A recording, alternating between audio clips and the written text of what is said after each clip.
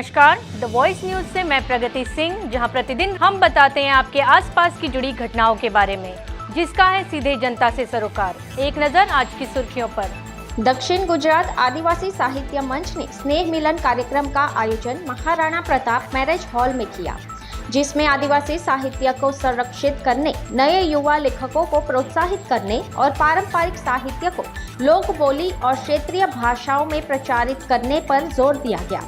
इस कार्यक्रम में आदिवासी समाज के कई साहित्यकारों और वक्ताओं ने भाग लिया और अपने अनुभव, कहानियां और विचार साझा किए। कार्यक्रम का मुख्य उद्देश्य आदिवासी समाज के प्राचीन साहित्य को नई पीढ़ी तक पहुंचाना था। वक्ताओं ने आदिवासी कथाओं, लोक गीतों और परंपराओं के महत्व को समझाया ताकि युवा इस विरासत को समझ सके और इसे आगे बढ़ा सके।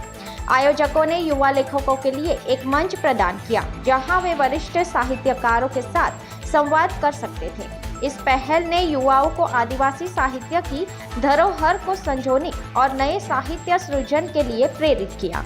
इस कार्यक्रम को बड़ी संख्या में लोगों का प्रोत्साहन मिला, जिसमें दक्षिण गुजरात के कई आदिवासी गांवों और क्षेत्रों से साहित्य प्रेमी और नवोदित साहित्यकार उपस्थित रहे। उन्होंने इस कार्यक्रम में उत्साहपूर्वक भाग लिया और कार्यक्रम के अंत में अपने विचारों और भावनाओं को व्यक्त किया।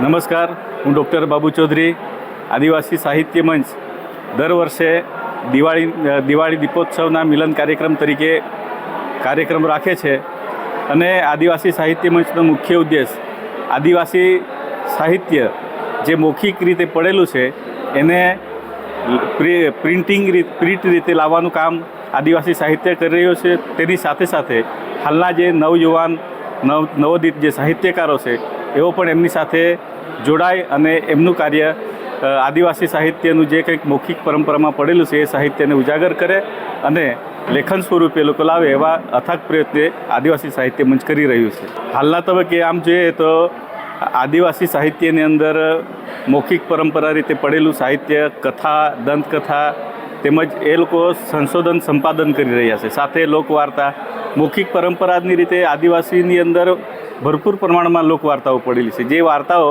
એ લોકો લેખિત સ્વરૂપે સંપાદન કરી રહ્યા છે।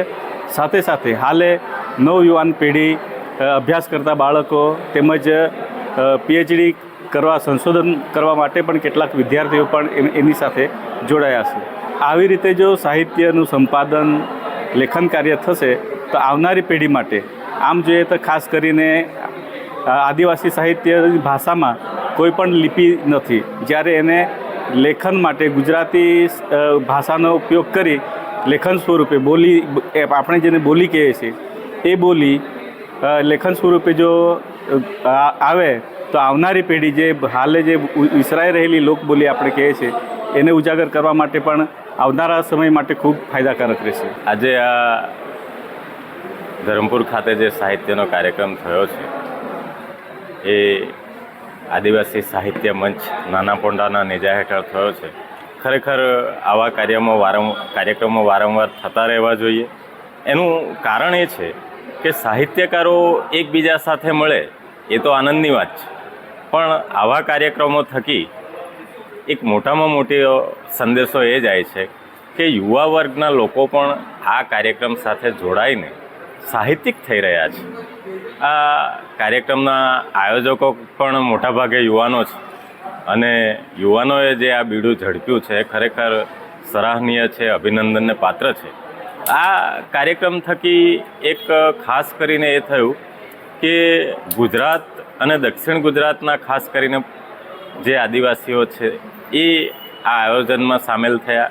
પણ આયોજનમાં સામેલ થયા એ તો બરાબર છે, પણ આ આયોજનની અંદર જે ભેગા થયા સાહિત્ય રસિકો એ ગુજરાત રાજ્યની સંપૂર્ણ આદિવાસી પટ્ટીના સાહિત્ય રસિકો ભેગા થયા છે, એ બહુ આનંદની વાત છે।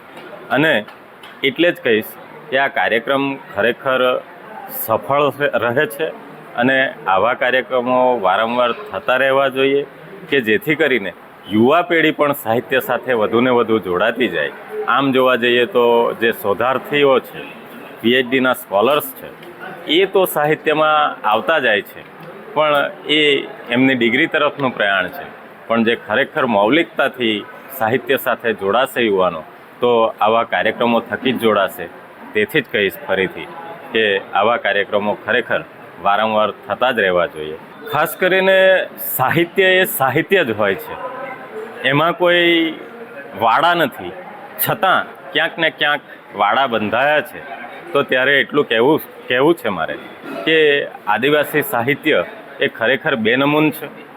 આદિવાસી સાહિત્ય એ અત્યાર સુધી મૌખિક પરંપરામાં વહેતું હતું કે જેને હવે યુવા પેઢી લિખિત સ્વરૂપ આપતી થઈ છે. તો આ ખાસ કરીને આદિવાસી સાહિત્ય માટેનો જે આ કાર્યક્રમ થયો છે, તો એના થકી ભવિષ્યની પેઢીને જે નવા સાહિત્યકારો આપવાના છે. અત્યાર સુધી આપણે જોઈએ તો આદિવાસી સમાજની અંદર લોક સાહિત્યકારો હતા કે જે લોકનૃત્યો સાથે ગવાતા ગીતો રચતા, લગ્નમાં ગવાતા ગીતોની રચના બહેનો કરતી, કે વડીલો હોય એ બાળકોને સંભળાવવા માટે વાર્તાઓની રચના કરતા. તો હવે જ્યારે અક્ષરજ્ઞાન આવ્યું છે, લખતા થયા છે, તો આ લિખિત સ્વરૂપે જે નવા સાહિત્યકારો તૈયાર થઈ રહ્યા છે, યુવા સાહિત્યકારો, અહીંયા મેં જે 2-3 ચહેરાઓ જોયા, ખરેખર બહુ સારું લખે છે. અને એ થકી યુવાનોની પેઢી આ આપણા આદિવાસી સાહિત્યને આગળ વધારશે, એમાં કોઈ શંકાને સ્થાન નથી. दी वॉइस न्यूज के लिए तेजस देसाई की रिपोर्ट। खबरों में बने रहने के लिए तो वॉइस न्यूज को सब्सक्राइब करें और बेल आइकन दबाएं।